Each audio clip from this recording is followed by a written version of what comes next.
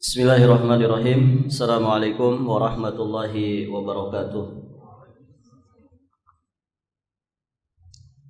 Innal hamdalillah nahmaduhu ta'ala wa nasta'inuhu wa nastaghfiruh wa nastahdihi wa natubu ilaih. Wa na'udzu billahi min syururi anfusina wa sayyiati a'malina. May yahdihillahu fala mudilla lahu ومن يضلل فلا هادي له أشهد أن لا إله إلا الله وحده ربي لا شريك له وأشهد أن محمدا عبده ورسوله قال الله تعالى في كتابه الكريم يا أيها الذين آمنوا اتقوا الله حق تقاته ولا تموتن إلا وأنتم مسلمون أما بعد Allahumma 'allimna ma yanfa'una wanfa'na bima 'allamtana wazidna ilman. Para hadirin ikhwati fid din wa akhwat fillah rahimani wa rahimakumullah. Kita masih di pembahasan macam-macam sihir. Para jamaah sekalian yang dirahmati Allah, sebagaimana yang sudah kita sampaikan dan berlalu pembahasannya, bahwa sihir itu adalah semua hal yang terjadi dengan sebab yang samar, sebab yang tersembunyi atau yang tidak jelas. Oleh sebab itu, segala sesuatu yang memenuhi batasan istilah tadi dapat dikatakan sebagai sihir. Sehingga para jamaah yang dirahmati Allah, sihir dengan definisi tadi itu jenisnya banyak sekali. Kemarin kita sudah membahas 3 contoh atau 3 macam. Ada yang disebut dengan iyafah, ada yang disebut dengan at-tarq, kemudian ada juga yang disebut dengan tiarah. Nah, berikutnya di bab ini penulis rahimahullahu ta'ala juga memberikan penjelasan di antara macam-macam sihir yang lainnya. Berarti ini yang keempat adalah ilmu nujum, yakni ilmu tentang perbintangan yang kemudian dikait-kaitkan dengan segala peristiwa yang terjadi di atas permukaan bumi ini. Ilmu nujum dikatakan oleh Nabi bagian daripada ilmu sihir, karena para jamaah dirahmati Allah memiliki kesamaan dengan sihir. Di sini Nabi sallallahu alaihi wasallam beliau bersabda dari hadis dari jalan Abdullah bin Abbas radhiyallahu taala anhuma. Kata Nabi, "Man iktabasa syu'batan minan nujumi faqad iktabasa syu'batan minas sihri zada mazada." Rawahu Abu Dawud bisanadin sahih. Kata Nabi, barang siapa yang mempelajari sebagian daripada ilmu nujum, sebagian daripada ilmu nujum, berarti tidak semua ilmu nujum, tidak semua ilmu tentang perbintangan diharamkan. Ada ilmu perbintangan yang dibolehkan, dan nanti ada bab tersendiri tentang itu. Barang siapa yang mempelajari sebagian dari ilmu nujum, maksudnya adalah ilmu nujum yang diharamkan di dalam syariat, berarti dia telah mempelajari sebagian dari ilmu sihir. Semakin bertambah ilmu nujum yang dipelajarinya, maka semakin bertambah pula sihir yang dimilikinya. Hadis ini sahih, diriwayatkan oleh Imam Abi Daud, ya, sanadnya sanad yang sahih. Baik, para jamaah yang dirahmati Allah Subhanahu wa taala. Di dalam hadis yang mulia ini Rasulullah sallallahu alaihi wasallam, ya, beliau menjelaskan bahwa sebagian daripada ilmu nujum ini termasuk jenis sihir. Kenapa demikian?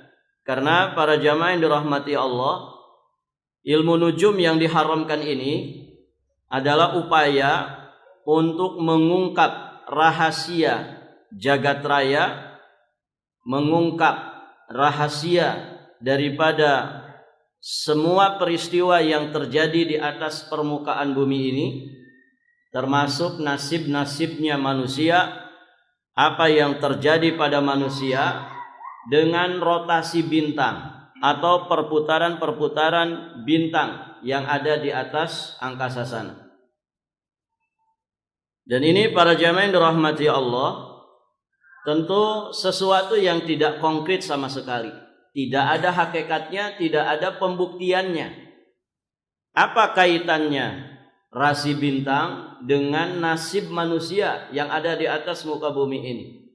Tidak ada hubungannya. Sehingga ini sesuatu yang samar, sesuatu yang tidak jelas, dihubung-hubungkan. Nah, dari sinilah kemudian Nabi SAW menyatakan bahwasanya sebagian ilmu nujum itu adalah termasuk ilmu sihir. Baik para jamaah, karena tadi ya menjelaskan tentang peristiwa kejadian di atas muka bumi yang dikaitkan dengan perputaran bintang yang ternyata sababnya tidak jelas, samar, tidak ada buktinya, tidak ada hakikatnya. Baik para jamaah yang dirahmati Allah Subhanahu wa taala. Kaitannya dengan pembahasan tauhid jelas sekali. Karena sebagian ilmu nujum itu mengandung ilmu sihir, para jamaah yang dirahmati Allah, dan sihir adalah bentuk kekufuran. Berarti ini bisa menodai, merusak atau bahkan membatalkan nilai-nilai tauhid yang ada pada diri kita. Para jamaah sekalian yang dirahmati Allah Subhanahu wa taala, kita sama-sama memahami dan sama-sama meyakini ya sebagai muslim dan mukmin bahwa tidak ada yang mengerti perkara gaib kecuali hanya Allah. La ya'lamul ghaib man fis samawati. Kata Allah Subhanahu wa taala bahwasanya tidak ada yang mengerti perkara gaib di langit dan juga di bumi kecuali hanyalah Allah. Ini akidah muslim. Tidak ada yang mengetahui perkara gaib kecuali hanya Allah Subhanahu wa taala, baik di langit ataupun di bumi. Maka para jamaah yang dirahmati Allah, Rasulullah sallallahu alaihi wasallam beliau melarang setiap usaha mengungkap dan menyelami rahasia perkara-perkara gaib ini.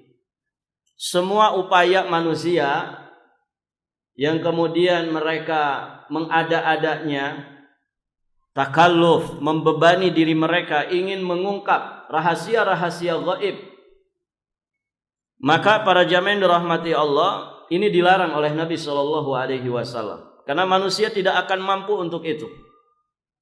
Maka ramalan tentang nasib seseorang, kemudian iddia al-ghaib, yakni ngaku-ngaku mengerti perkara gaib, ya seperti apa yang dilakukan oleh para dukun atau yang semisal dengan mereka, ini betul-betul ditindak keras di dalam dinul Islam. Nabi sallallahu alaihi wasallam melarangnya dengan larangan yang keras. Kenapa demikian? Karena akan mengantarkan manusia kepada dosa-dosa besar. Ya, di antaranya yang paling ngerinya adalah kesyirikan. Kemudian dosa-dosa besar yang lainnya. Ya, gara-gara orang itu ngaku-ngaku mengerti perkara gaib, akhirnya dia menjadi rujukan manusia. Aslinya manusia itu tidak mengerti perkara gaib, akhirnya dia kerjasama dengan jin, kerjasama dengan setan dari bangsa jin. Dan kita paham mereka tidak akan bisa kerjasama dengan manusia kecuali kalau manusia memenuhi syarat-syaratnya. Ya, di dunia ini kan tidak ada yang gratis para jamaah. Taib. Maka pasti ada mahar yang diberikan oleh syaitan, dan maharnya itu biasanya adalah kesyirikan. Lihat ya bagaimana orang ketika berupaya ya mendalami, menyelami, berusaha mengungkap perkara-perkara gaib yang sudah dinyatakan manusia tidak mampu menyingkap perkara gaib. Karena tidak ada yang mengerti perkara gaib kecuali hanya Allah. Akhirnya kemudian mengarahkan mereka kepada banyak sekali penyimpangan dan keburukan. Ya, belum lagi berdustanya. Ya. Kalau orang nyari tukang bohong di mana? Ya, yang paling gampang ditunjuk ya para dukun. Ya. Itu tukang bohong. Kenapa? Karena aslinya mereka nggak ngerti perkara gaib.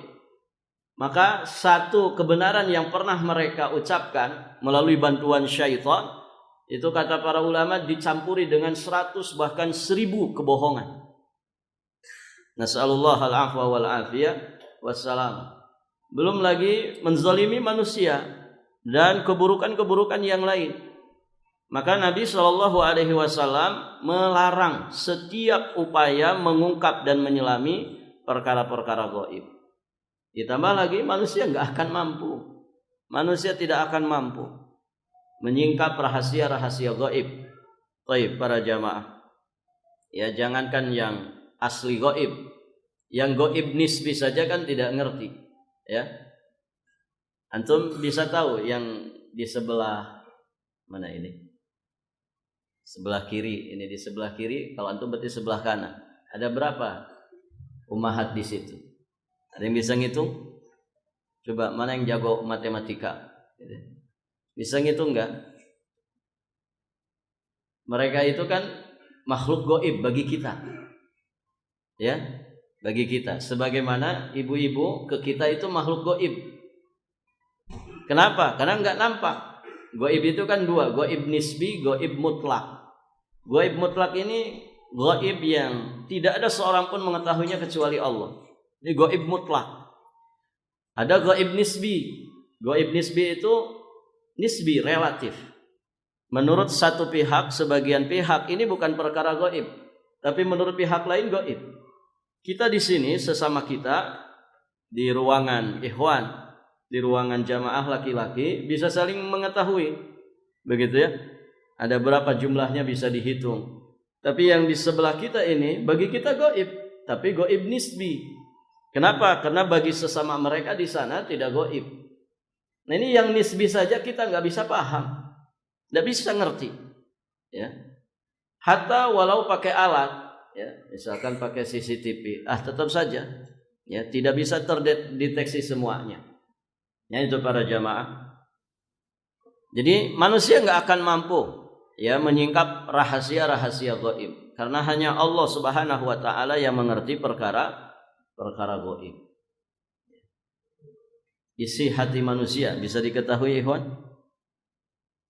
Mana di sini yang paling lembut perasaannya? Bisa enggak mengerti suasana hati orang? Bisa enggak memastikan suasana hati seseorang? Enggak bisa. Gitu ya. Hatta orang paling dekat dengan kita, mungkin pasangan kita. Gitu ya. Apa sebetulnya yang ada di isi hatinya? Kita enggak pernah tahu. Padahal dia dekat dengan kita, selalu bersama dengan kita. Bagaimana yang beneran gaib? Yang gaibnya gaib mutlak. Tidak ada yang tahu. Baik, para jamaah yang dirahmati Allah Subhanahu Wa Taala. Nah, itu jenis keempat dari bentuk-bentuk atau macam-macam sihir. Ilmu nujum. Adapun ilmu perbintangan yang sifatnya untuk mengetahui arah, mengetahui perakiraan cuaca musim. Baik, para jamaah, bintang itu kan fungsinya 3. Tidak boleh kita menyelami fungsi yang lain lebih dari 3 ini, karena biasanya manusia akan menyimpang ketika berlebih-lebihan dalam ilmu perbintangan. Yang pertama, kata Allah Subhanahu Wa Taala, fungsi bintang itu apa? Walaqad zayyana as-samaa'a ad-dunya bimasabiha. Dia sebagai zinatus sama, perhiasan dari langit. Ya, bintang itu kalau nampak di hari yang cerah, maka akan semakin menjadikan langit itu begitu indah dan cantik. Dengan adanya kerlap-kerip ya bintang gemintang ini, zinatus sama. Kemudian yang kedua, walaqad zayyana as-samaa'a ad-dunya bimasabiha wa ja'alnaha rujuman lisyayatin. Itu fungsi yang kedua. ya sebagai alat pelempar setan yang mencuri berita langit. Baik. Kemudian yang ketiga, wa alamat wa bin najmi hum yahtadun. Ya, untuk mengetahui arah.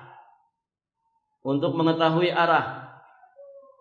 Ini kalau misalkan kita ada di sini pengen tahu menuju ke satu tempat tertentu, padahal kondisinya gelap di tengah malam, misalkan apakah itu gelapnya daratan ataukah gelapnya lautan, maka orang bisa mengambil petunjuk dengan bintang. Ya, kalau ke arah sana, ya biasanya bintangnya ini, maksudnya bintang ini biasanya menunjukkan arah tertentu. Nah, yang seperti ini diperbolehkan dan mungkin sampai saat ini masih digunakan para pelaut, para jamaah, supaya mereka bisa kembali pulang, ya. Mungkin sebelum ada alat-alat canggih seperti yang saat ini ya digunakan, mereka biasa melihat petunjuk arah itu dengan melihat bintang, sehingga mereka tidak salah jalan pulang. Demikian pula orang yang ada di kegelapan daratan, ya, daratan padang pasir misalkan, yang sejauh mata memandang padang pasir. Bagaimana dia mengerti satu arah tertentu? Ya, sedangkan di sekelilingnya hanyalah padang pasir, Sahara. Demikian pula orang di tengah laut, di sekelilingnya hanyalah lautan. Bagaimana dia bisa menentukan arah? Nah, salah satu di antaranya dengan melihat bintang, sehingga dia tidak salah jalan pulang. Nah, itu para jamaah yang dirahmati Allah Subhanahu wa taala. Nah, ilmu nujum yang seperti ini diperkenankan. Barakallahu fikum. Yang berikutnya, yang kelima di antara perkara yang masuk kategori sihir adalah an-namimah. At-taib. Meniup buhul. Ya, meniup buhul. Nanti namimah hadis berikutnya. Imam An-Nasa'i meriwayatkan sebuah hadis dari Abi Hurairah radhiyallahu taala anhu. Man aqada 'uqdatan thumma nafatha fiha faqad sahara. Wa man sahara faqad asyrak. Wa man ta'allaqa syai'an wukila ilaih.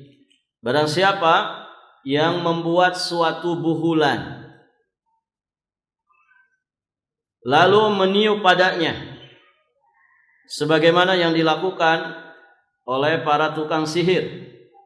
Nah, siapa yang melakukan perbuatan seperti ini, faqad sahara, berarti dia telah melakukan sihir, meniup buhul-buhul.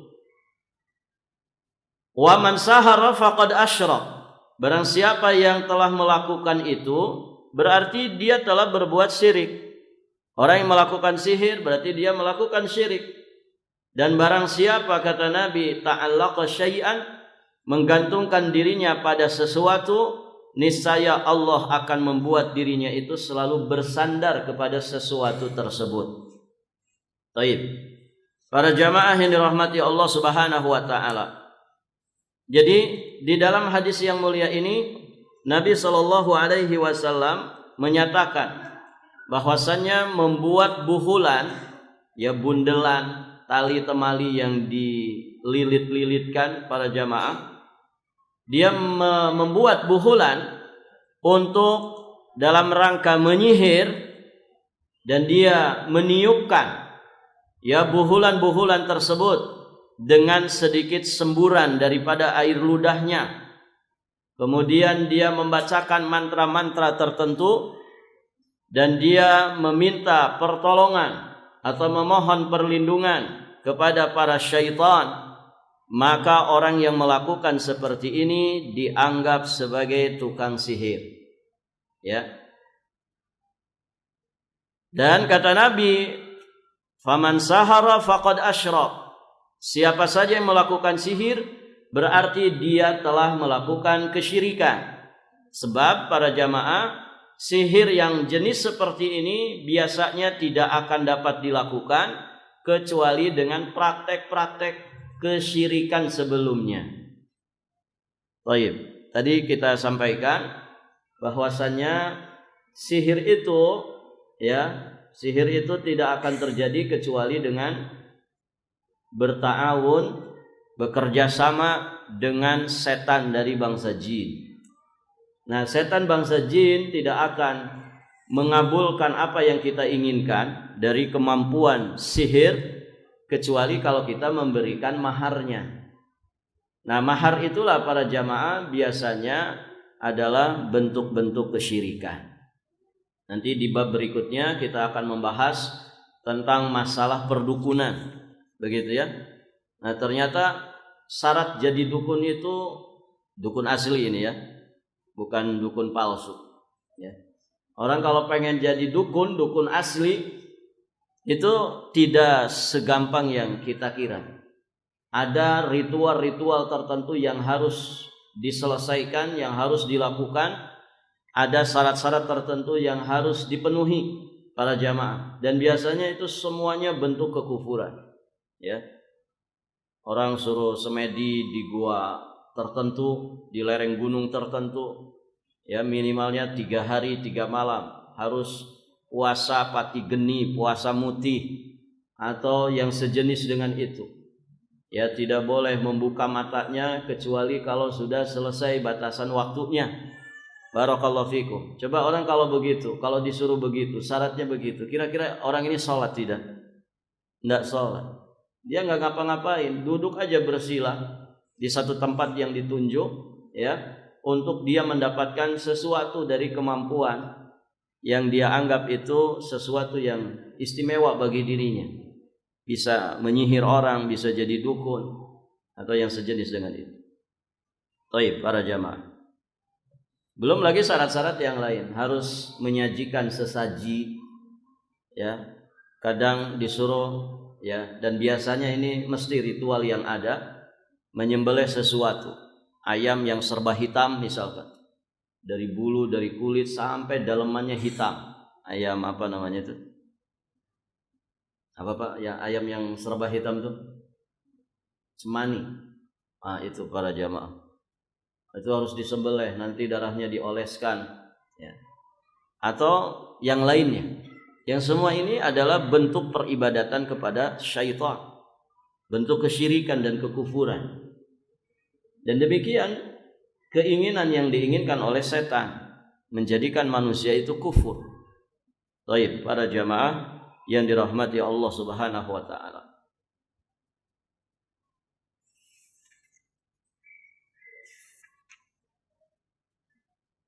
Kemudian di penghujung hadis Nabi sallallahu alaihi wasallam menyatakan, "Man ta'allaqa syai'an wukila ilaih."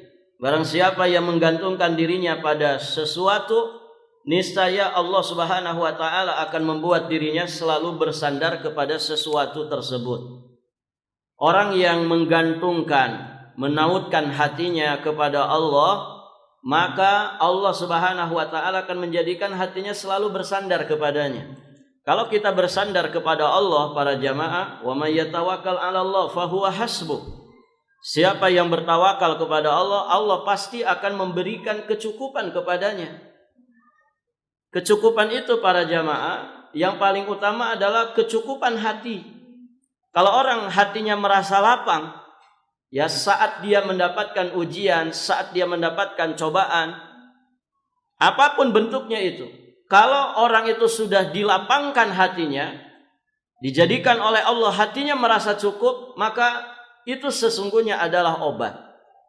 Walaupun para jamaah mungkin secara kasat mata manusia menganggapnya orang ini masih kesusahan.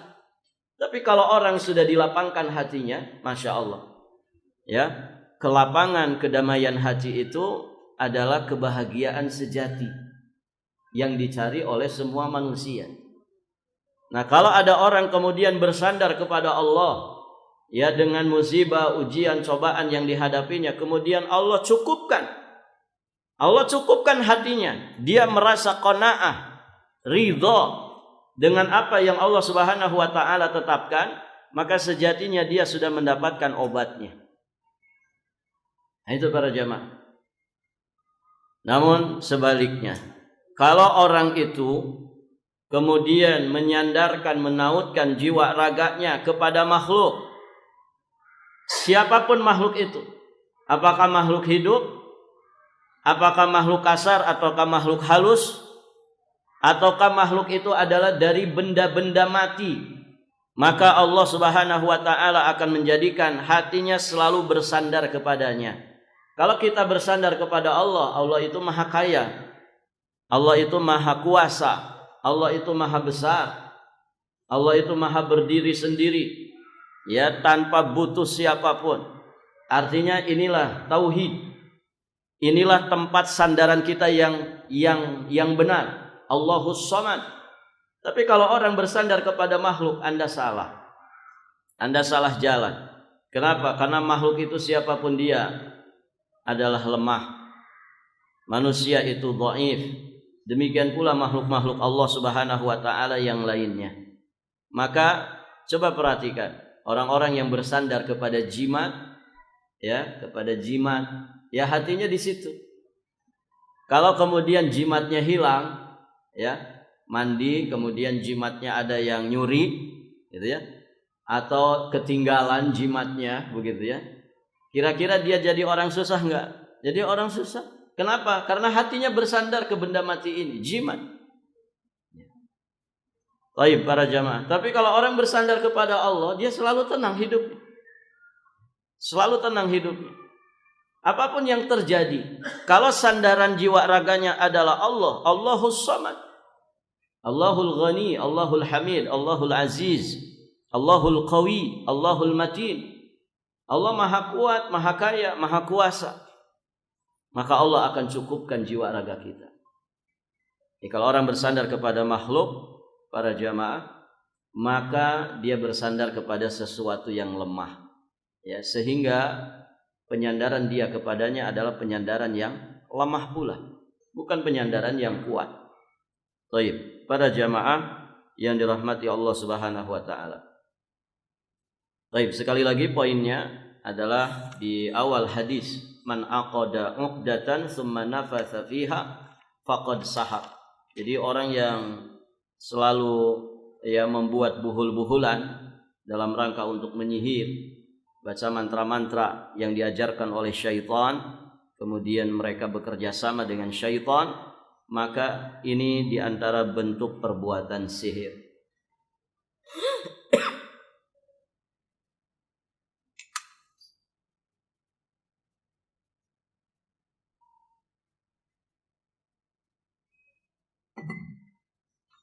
Kita lanjutkan macam sihir yang berikutnya. Yang keberapa? Yang keberapa, ikhwan? Yang keenam ya. Yang pertama apa? Iyafah. Iyafah, menerbangkan burung untuk meramal nasibnya. Kemudian ada torok. Torok itu apa? Meramal nasib dengan garis-garis di atas tanah. Kemudian yang ketiga tiyarah, tathayyur, menganggap akan bernasib sial setelah melihat, mendengar, merasakan sesuatu atau ketika berada di tempat tertentu atau di waktu tertentu. Itu tiyarah. Kemudian tadi yang sudah kita bahas ilmu nujum, termasuk macam-macam sihir. Kemudian yang keenam, orang yang membuat buhulan dan dia meniup buhulan itu dengan mantra-mantra syaitan. Ini juga bentuk sihir. Berarti berikutnya yang keenam adalah an-namimah. Abdullah bin Mas'ud radhiyallahu taala anhu, beliau meriwayatkan dari Rasulullah sallallahu alaihi wasallam bahwasanya beliau bersabda, hadis sahih riwayat Imam Muslim. Kata Nabi, ala hal unabbi'ukum mal'adhah hiya an-namimah al-qalatu bainan nas. Maukah kamu aku beritahukan apa itu yang disebut dengan al-'adhah? Nabi kemudian menjawab sendiri. Al-'adhah itu kata Nabi adalah an-namimah al-qalah bainan nas, yakni usaha menghasut ya di antara manusia. Orang kita menyebutnya adu domba. Adu domba. Baik, para jamaah yang dirahmati Allah.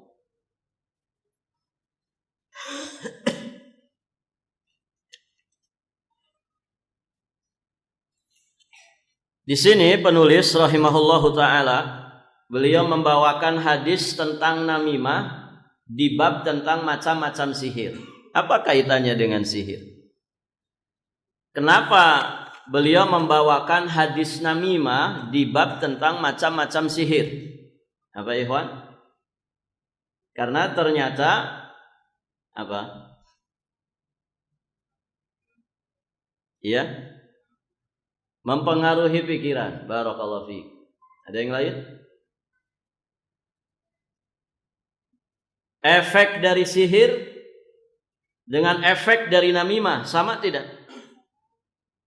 Sama tidak ikhwan? Di bab-bab awal. Wattaba'u ma tatlu syayatin ala mulki Sulaiman wa ma kafara Sulaiman walakinna syayatina kafaru yu'allimuna an-nasa sihra. Gitu ya, dan seterusnya. Di antara efek sihir apa? Yufarriquna bainal mar'i waz zawji. Bisa memisahkan, mencerai-beraikan antara suami dan istri. Itu kan pengaruh sihir kan di antaranya.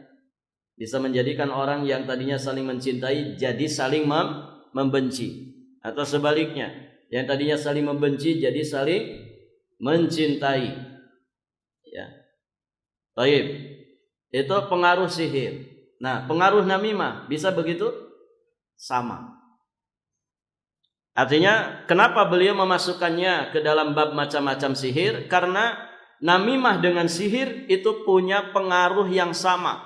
Bisa mempengaruhi perasaan orang, bisa mempengaruhi jiwa seseorang, bisa berpengaruh kepada hubungan antara seseorang dengan temannya, dengan saudaranya. Yang tadinya saling mencintai, gara-gara namimah menjadi saling membenci. Begitu kan? Orang yang menghasut, mengadu domba itu begitu. Dia qalah, al-qalatu bainan nas.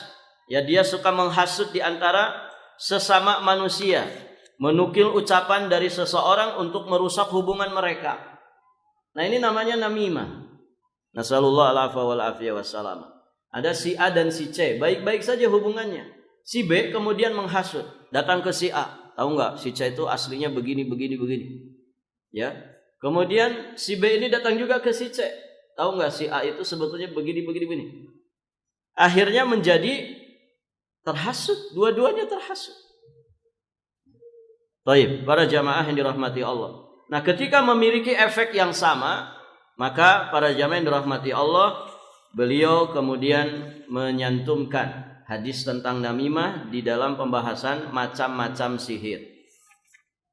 Para jamaah, nah itu ya sebab dari mengadu domba, menyebarkan fitnah, bisa memisahkan dua orang yang saling berkasih sayang, bisa memutuskan hubungan antara orang yang punya hubungan dekat, bisa menumbuhkan emosi, bisa ya merusak pikiran seseorang, bisa memunculkan dendam di dalam dada, atau kerusakan-kerusakan yang lainnya yang ternyata mirip-mirip dengan kerusakan yang ditimbulkan gara-gara sihir.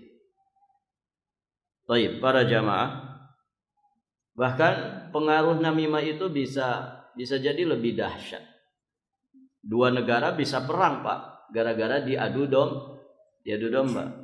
Banyak kasus peperangan itu terjadi karena adu domba. Jadi ada dalangnya. Yang mendalangi ketawa-tawa saja mereka. Tapi luar biasa. Ya, gara-gara namimah tersebut, hasutan, fitnah yang disebarkan, gara-gara adu domba, ya dua negara bisa mengalami kerugian yang sangat besar. Ya. Taib. Nah, itu bahayanya namimah. Taib.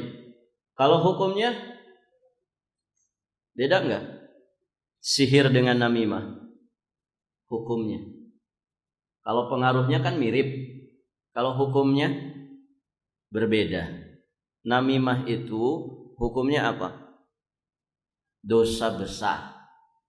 Kalau sihir, kekufuran dan kesyirikan. Begitu ya.